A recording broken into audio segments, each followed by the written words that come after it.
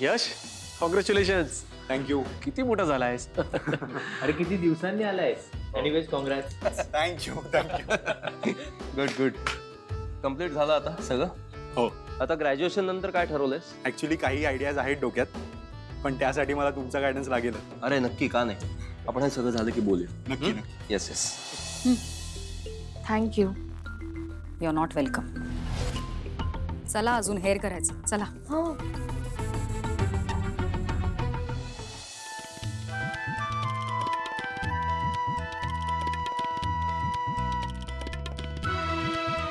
चला नवरी मुलीला बोलवा.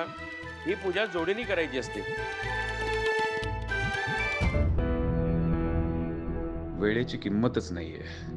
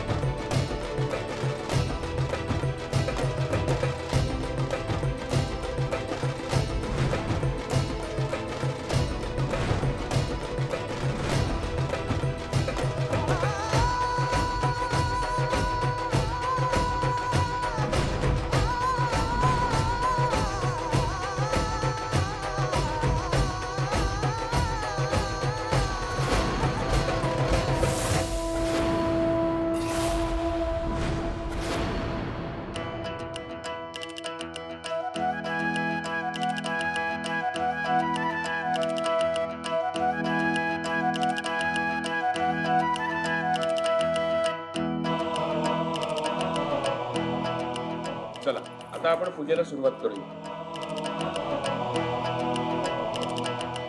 यजमान भाले तिलकं कुर्यात्. स्वस्ति न इंद्रो ऋद्धश्रवाः. स्वस्ति नः पूजा विश्ववेदाः.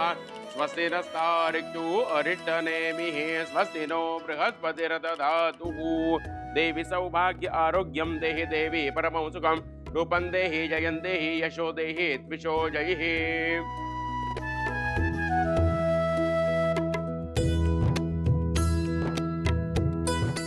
आता तुमचं नाव आणि गोत्र सांगा.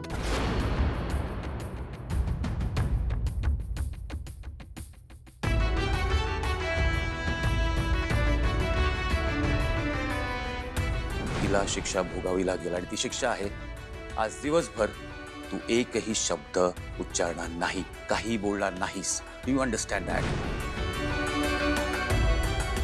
गुरुजी काहीतरी विचारतात तुला. What nonsense.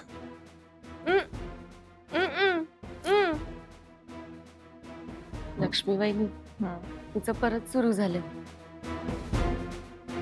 ए जे तुम्ही तिला न बोलण्याची शिक्षा केली आहे म्हणून ती बोलत नाही. मी शिक्षा दिली तरी तू गुरुजींची बोलू शकतेस ना. पूजा आहे घरी, ते विचारतात तुला काहीतरी. बोल. तुम्ही म्हणताय गुरुजींसमोर बोललं तर चालेल. तुमच्या सुना म्हणत होता त्यांच्यासमोर बोललं तर चालेल. आता मला कसं कळणार की नक्की कोणासमोर बोलायचं आणि कोणासमोर नाही. कॉमन सेन्सची गोष्ट आहे, जी ऑब्व्हियसली तुझ्याकडे नाहीच आहे. अभिराम शांत. पूजा शांत. हो, वाद विवाद हा संसाराचाच एक भाग आहे. परंतु त्याचं खातं अगदी पहिल्या दिवशी उघडलं नाही तरी चालेल.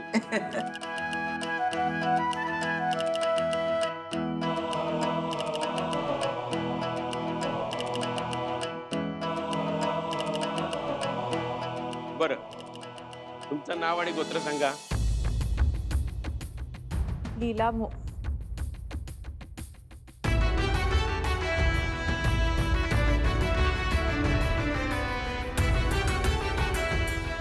लीला अभिराम जहागीरदार.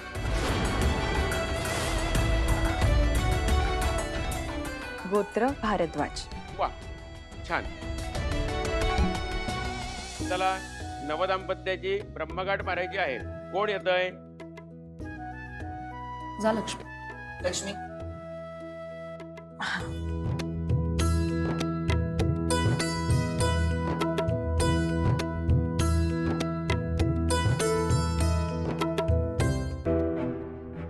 ही तुमची गाठ कायम अशीच सैल राहील. तुम्हा दोघांना सहज वेगळं करेल आणि कधीच एकमेकांची नीट बांधून ठेवणार नाही.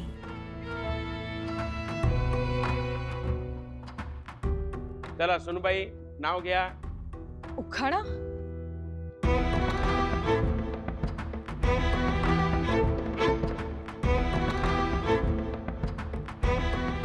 प्रमोदची पत्नी एजंटची सून चुकून मिळाली लीला सासू म्हणून.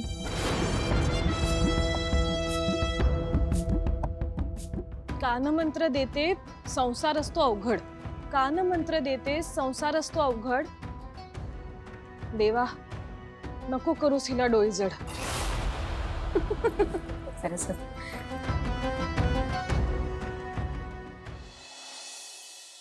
वा जोरदार उखाणा घेतलात. पण लक्षात ठेवा सासू आहे तुमची. लहान असली म्हणून काय झालं, ती तुम्हाला ताब्यात ठेवणार.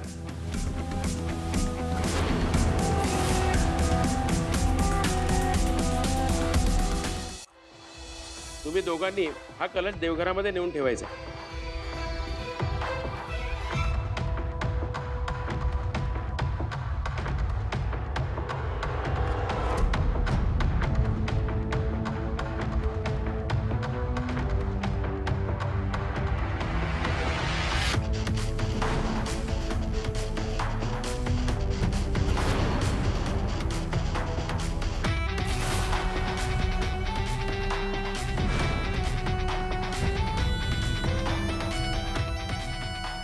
सांगून जाता येत नाही तुला.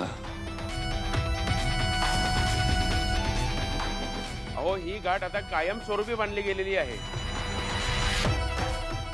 आता तुमची पत्नी जिथे जाईल तिथे तिथे तुम्हाला जायचंय.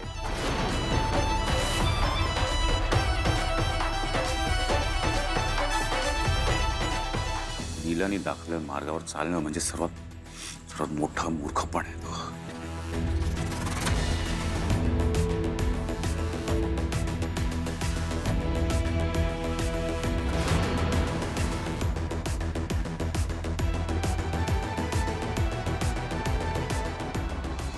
त्यांच्या हिसक्याने सैल झालेली गाठ अगदी घट्ट मारली गेलेली आहे.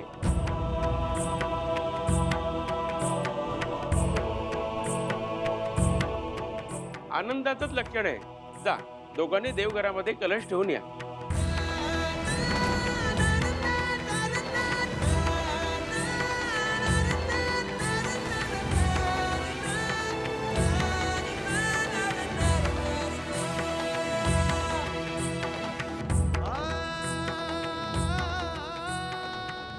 बरं ही पूजा आपण नवदाम्पत्याच्या सुखी निरोगी आणि आनंदी जीवनासाठी करत आहोत. या व्यतिरिक्त तुमचा आणखी काही मनसुबा असेल तर तो तुम्ही आत्ता सांगू शकता. हो गुरुजी. अभिरामचं आणि लीलाचं सांसारिक आयुष्य खूप चांगलं आणि सुखाचं जावं ही तर इच्छा आहेच, पण आणखी एक इच्छा आहे.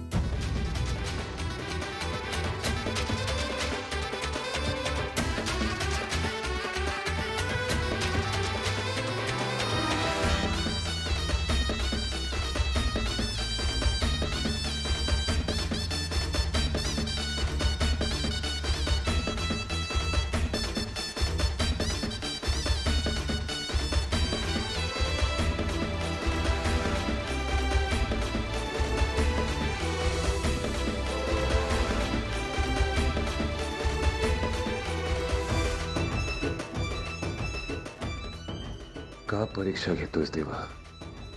अशा मुलीशी गाठ बांधलीच का माझी? पार्टनर, या नात्याची सुरुवात जरी नाईलाजाने झाली असली तरी सुद्धा आता जे आहे ते आहे. मी एजंटची बायको आहे, ह्या घराची सून आहे. प्लीज ही सगळी नाती निभावायला तूच मला शक्ती दे. माझी अशी इच्छा आहे जागीरदारांच्या या घरात लवकरात लवकर पाळणा हलावा.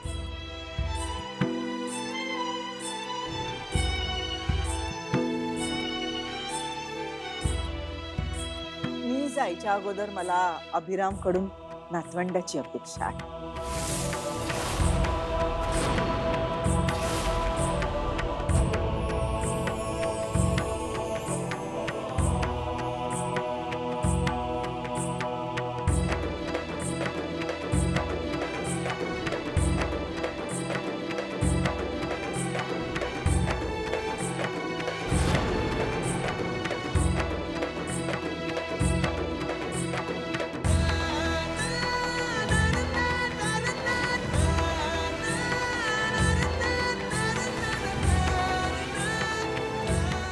छान.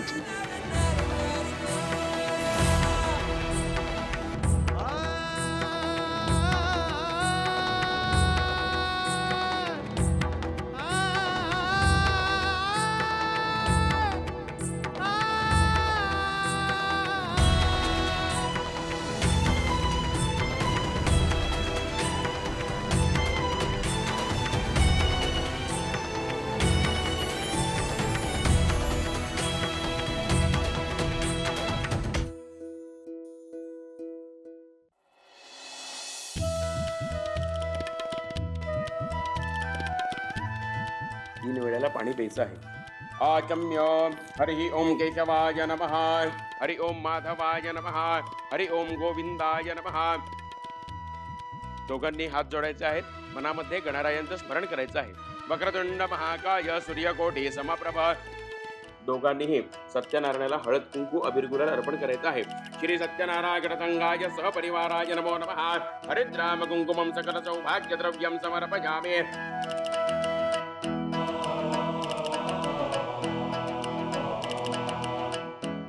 आता आपण सत्यनारायण भगवंतांना सहस्र तुळशीपत्र अर्पण करणार आहोत. तुम्ही यांच्या हाताला हात लावायचा आहे आणि तुम्ही एक एक तुळशीपत्र देवाला अर्पण करायचं आहे. सुरुवात. ओम विश्वस्मये नमः, ओम वषट्काराय नमः, ओम भूत भव्य भवत् प्रभवे नमः.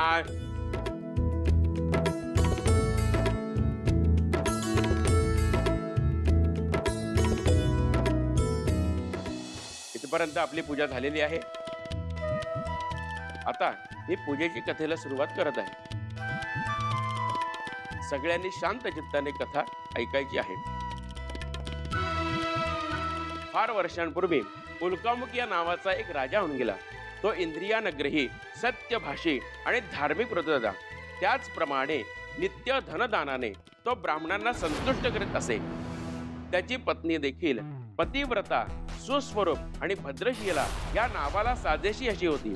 एकदा हा राजा पत्नीसह नदी तीरावर सत्यदेवाचे पूजन करीत होता. त्यावेळी व्यापारासाठी पुष्कळसे धन घेऊन निघालेला साधू नावाचा एक व्यापारी तेथे आला. आपली नौका नदी तीरावर नांगरून तो राजाजवळ गेला.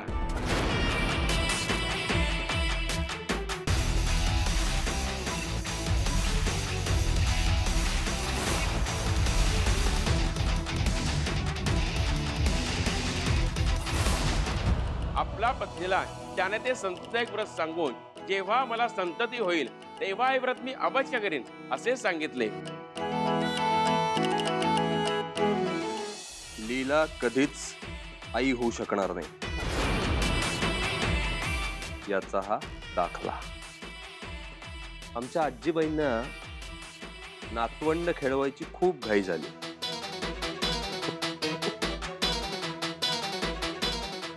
बघा, नातवंडांची स्वप्न बघा.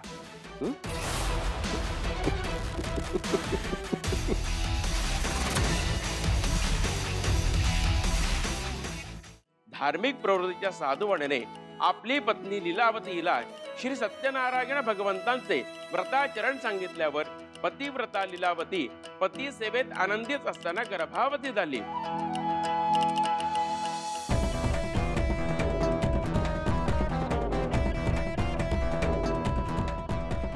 या फाईलसाठी हीच जागा योग्य आहे.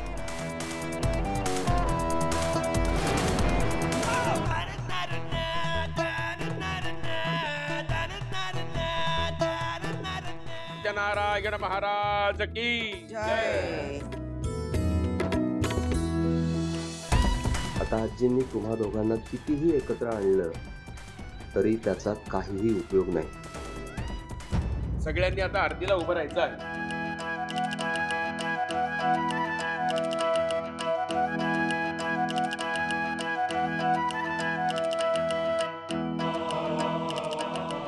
जय जय दीन दयाळा सत्यनारायण देवा.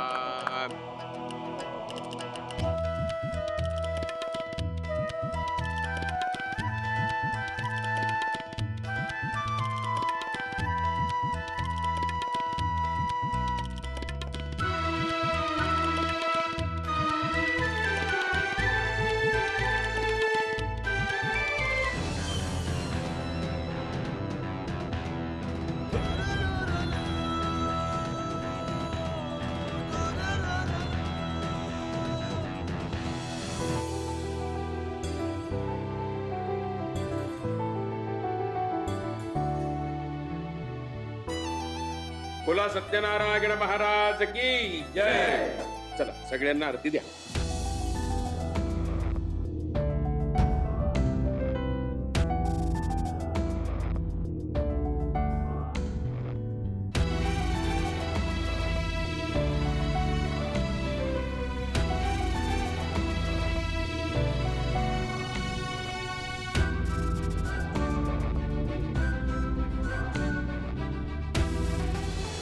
मनात श्रद्धा ठेवून पूजा केली की पूजेचं फळ हे मिळतच.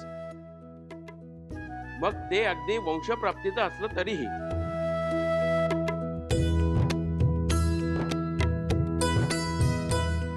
चला सत्यनारायण पूजेचे प्रसाद वाटायला घ्या.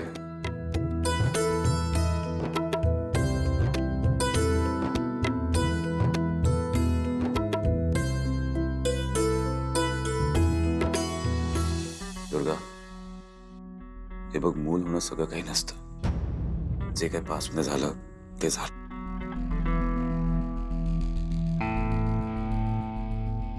तू खूप प्रयत्नांनी स्वतःला सावरलंयस. परत तिथे अडकू नकोस. You have to move on. Okay? Yes sir.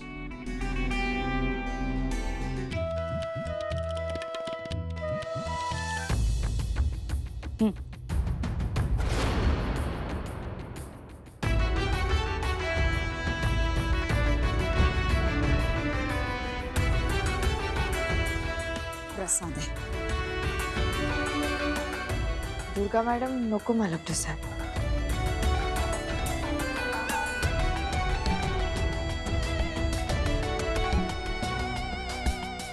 हिला दिलेल्या प्रसादाला नाही म्हणायचं नसतं बाळा. आजी पण काय प्रॉब्लेम आहे? प्रसाद का नाही खातेस तू? मी हा प्रसाद नाही खाऊ शकत.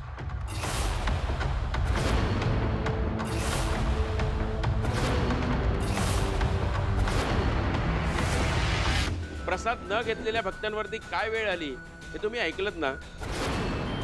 मग तशी वेळ तुमच्या घराण्यावरती येऊन द्यायची का?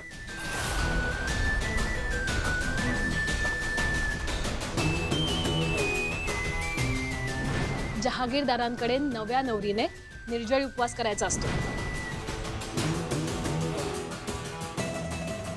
गुरुजी मी नाही म्हणतेय कारण काहीच कारण नाहीये.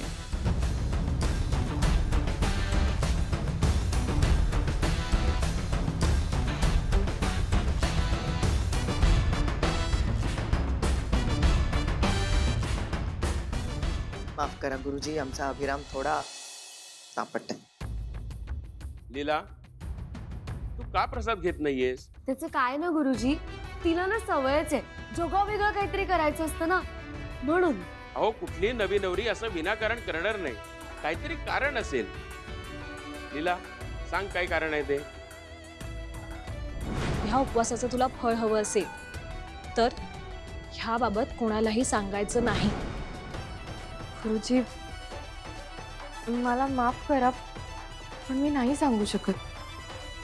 कारण जर मी सांगितलं ना तर या पूजेचं फळ नाही मिळणार मला.